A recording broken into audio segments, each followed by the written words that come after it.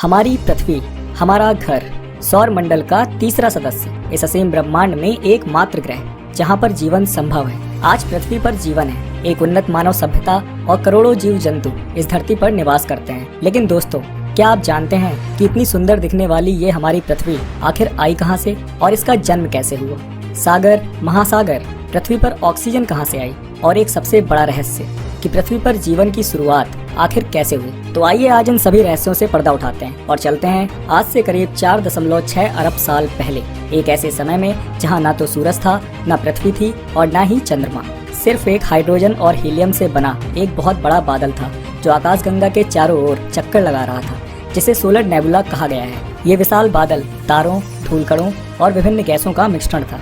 ये बादल गुरुत्वाकर्षण के प्रभाव में आकर सिकुड़ने लगा और आसपास की गैसें व धूलकण बादल के केंद्र में जमा होने लगे, जिससे केंद्र का तापमान काफी बढ़ गया।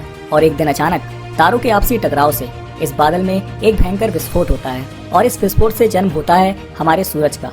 अब हमारे सौर मंडल को एक केंद्र मिल चुका था। सूरज के गुरुत्वाकर्षण से आसपास के धूलकण और पत्थर आपस में जुड़ने लगे और सूरज के चारों ओर परिक्रमा करने लगे। समय बीतता गया और पत्थरों के आपस में जुड़ने से कई किलोमीटर लंबे सूक्ष्म ग्रहों का निर्माण होने लगा और धीरे धीरे ये सूक्ष्म ग्रह गोल आकार लेने लगे। इन्हीं में से एक थी हमारी पृथ्वी, लेकिन इसे हम अभी पृथ्वी नहीं कह सकते क्योंकि ये इस समय एक आग का गोला थी।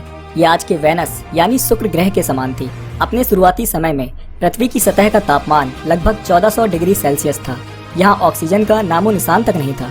धरती पर लगातार उल्कापिंडों और धूमकेतुओं की बरसात हो रही थी, जिसकी वजह से पृथ्वी की सतह पर कई किलोमीटर लंबी खौलती लावा की नदियों का निर्माण हो रहा था। पूरी धरती पर ज्वालामुखी विस्फोट हो रहे थे और उल्कापिंड धरती पर आग बरसा रहे थे। इस समय को हेडियन युग नाम दिया गया है। आज से करीब 4 अरब साल पहले ग्रेविटी के प्रभाव से पृथ्वी के सतह की सभी भारी और गर्म पदार्थ केंद्र की ओर आने लगे और पृथ्वी के केंद्र यानी क्रस्ट में जमा होने लगे। इससे पृथ्वी की सतह धीरे धीरे ठंडी होने लगी और ज्वालामुखी से निकलने वाली विभिन्न प्रकार की गैसें हमारे वायुमंडल का निर्माण करने लगी।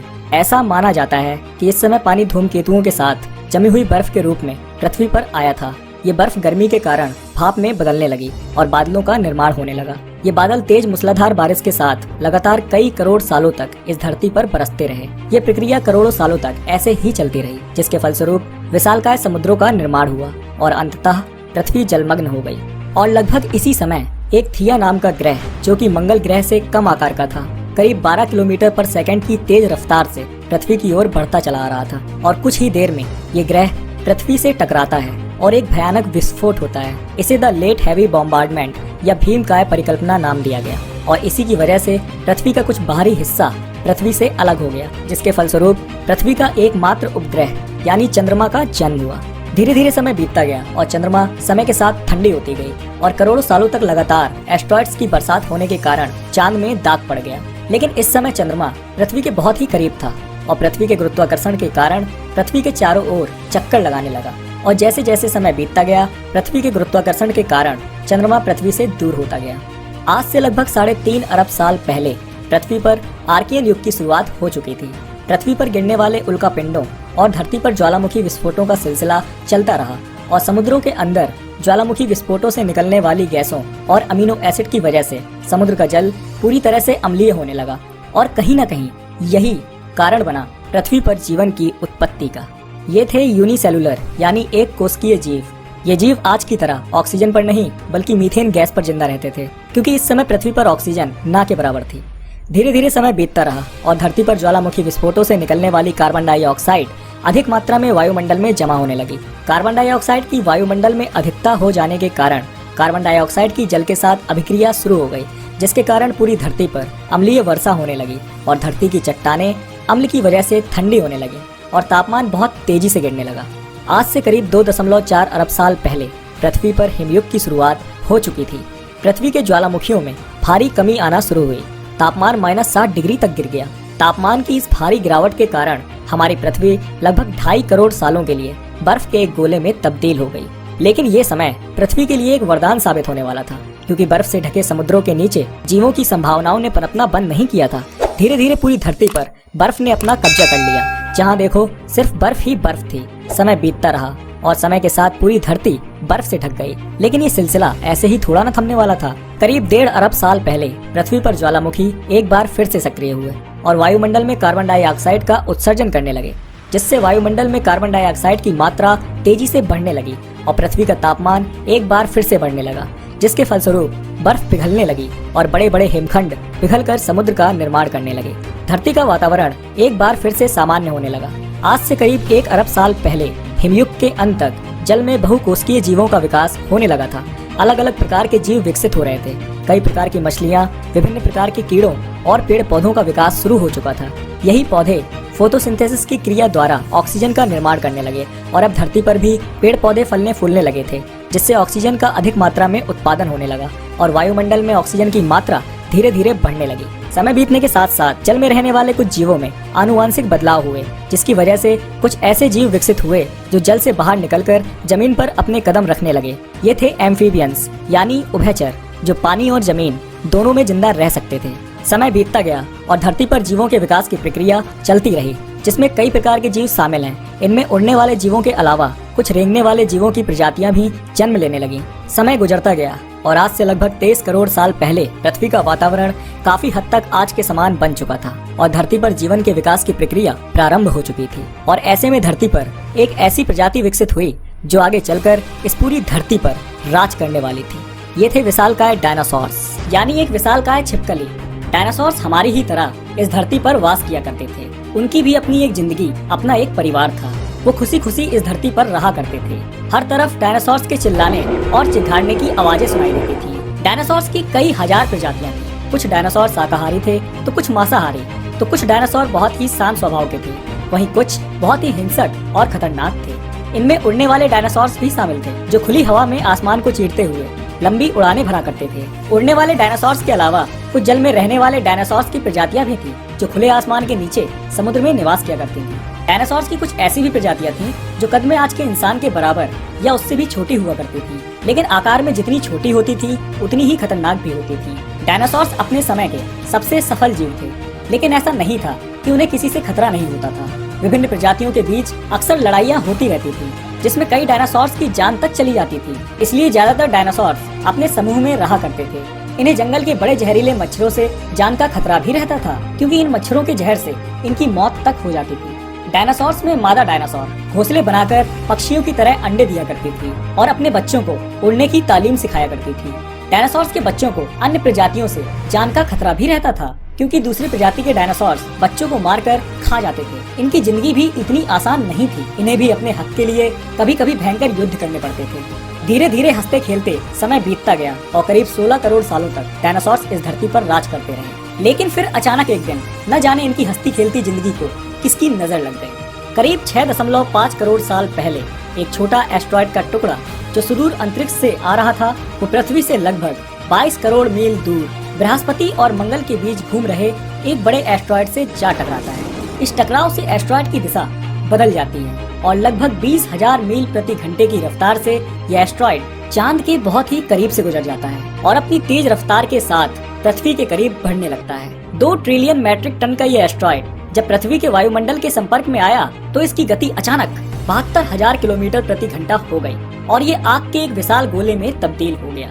घर्षण की वजह से ये चमकता हुआ आग का गोला धरती पर मौजूद सभी जीवों को अंधा कर रहा था। इसकी रफ्तार इतनी अधिक थी कि इसने 4 मिनट में ही अटलांटिक ओशियन को पार कर लिया। धरती के सभी जीव इस भयानक उल्का की गर्मी को महसूस कर सकते थे और फिर कुछ ही पलों में 40 किलोमीटर के व्यास वाला ये एस्ट्रॉयड मैक्सिको की खाड़ी के पास जमीन से टकराता है और एक भयंकर विस्फोट होता है। ये विस्फोट कई हाइड्रोजन बमों के विस्फोट के बराबर था। इस विस्फोट के कारण धरती की सारी धातु दूर अंतरिक्ष में चली गई। ये विस्फोट इतना शक्तिशाली था कि इससे जमीन पर एक विशाल गड्ढा बन गया।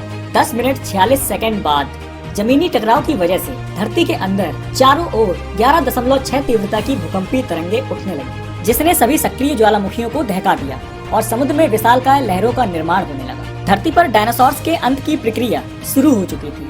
रेडिएशन की वजह से 900 किलोमीटर के दायरे में आने वाले सभी जीव जलकर राख हो रहे थे। विस्फोट की वजह से जो लाखों टन धातु अंतरिक्ष में गई थी, ग्रेविटेशनल पुल के कारण 10 मिनट 18 सेकंड बाद वो अंगारों के रूप में पूरी धरती पर बरसने लगे। वहीं दूसरी ओर धूल का एक बहुत बड़ा बादल 8000 किलोमीटर प्रति घंटे की रफ्तार से इन मासूमों की मौत बनकर आ रहा था। गर्म हवाओं का तापमान 150 डिग्री सेल्सियस तक बढ़ जाने के कारण पेड़ पौधों की सारी आबादी जलकर राख हो गई थी। विस्फोट के 70 मिनट 40 सेकंड बाद धरती का तापमान 200 डिग्री सेल्सियस तक बढ़ जाने के कारण जो डायनासोर्स विस्फोट के इलाके से काफी दूर थे वो भी इस गर्मी से बच नहीं पाए।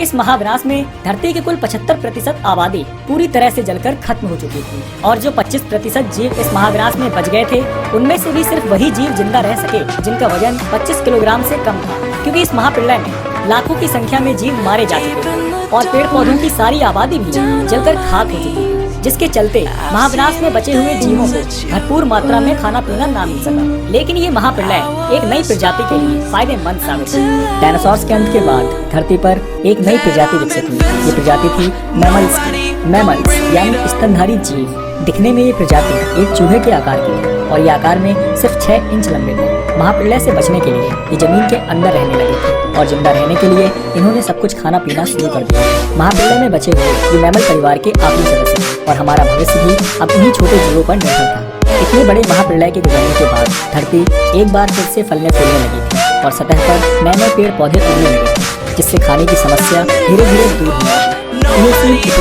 5.5 करोड़ साल पहले एडॉप्टिव रेडिएशन की प्रक्रिया से इन जीवों में एक इवोल्यूशन हुआ और इससे एक नई प्रजाति विकसित हुई। ये प्रजाति थी प्राइमेट्स की। प्राइमेट मैमल परिवार से विकसित सबसे पहले जीव थे। ये जीव दिखने में बंदर के आकार के थे। ज्यादातर ये जीव पेड़ों पर रहते थे और फल खाते थे। धीरे धीरे समय बीतता गया और लाखों सालों बाद इन प्राइमेट्स में एक महत्वपूर्ण इवोल्यूशन हुआ और इनकी पूंछ धीरे धीरे छोटी होने लगी, शरीर लचीला होने लगा और हाथ लंबे होने लगे। ये थे हमारे पूर्वज द ग्रेट एप्स, पैरोलापिथिकस। इन्हीं से मानव जीवन के प्रथम चरण की शुरुआत हुई।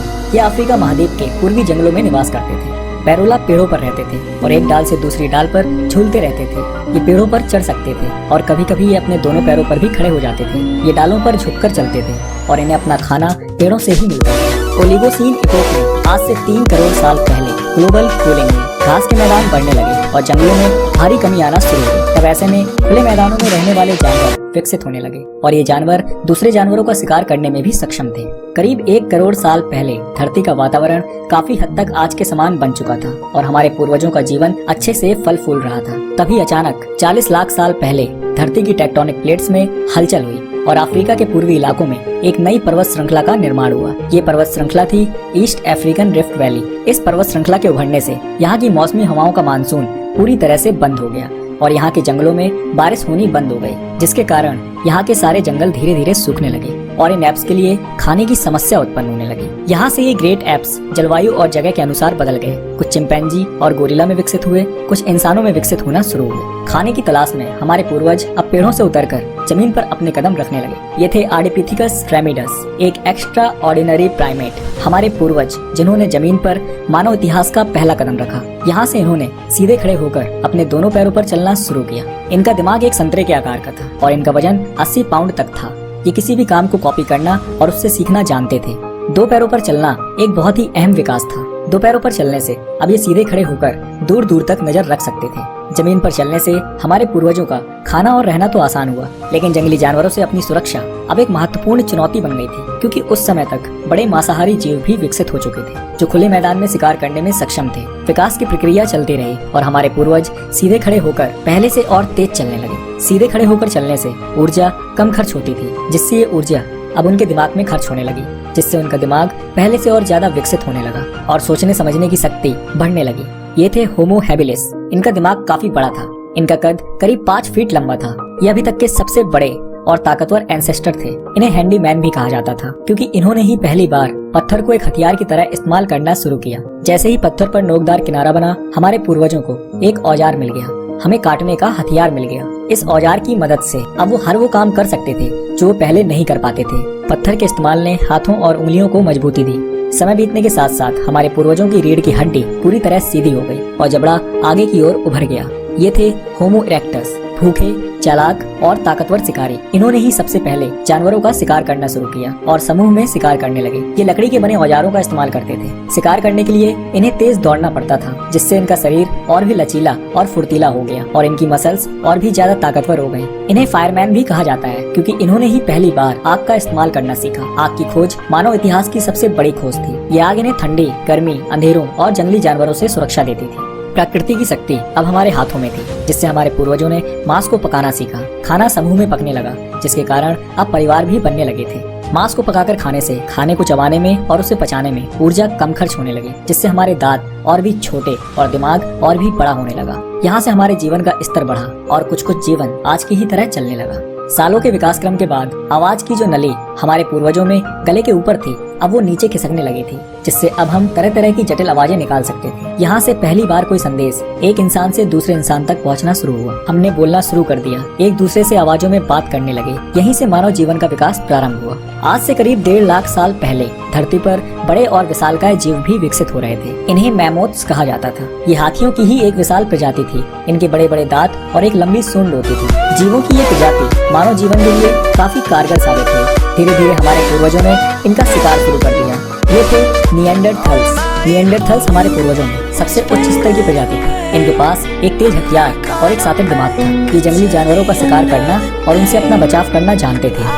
इन जीवों का शिकार करके ये अपने लिए भोजन का प्रबंध करते थे और इनकी खाल से वस्त्र बनाकर पहनते थे। निएंडरथल्स अफ्रीका के पूर्वी मध्य इलाकों में गुफाओं में रहते थे। ये हर खतरे से अपनी सुरक्षा करना जानते थे। इन्होंने ही सबसे पहले धार्मिक परंपराओं की शुरुआत की और मनुष्य की मृत्यु के बाद अंतिम संस्कार की प्रथा प्रारंभ की। समय बीतने के साथ साथ धरती की टेक्टोनिक प्लेट्स में लगातार बदलाव होने शुरू हुए, जिससे धरती के 2 बड़े महाद्वीप एक दूसरे के पास आने लगे, जिससे हमारे देश भारत का निर्माण हुआ, जो एशिया महाद्वीप की ओर तेजी से बढ़ रहा था।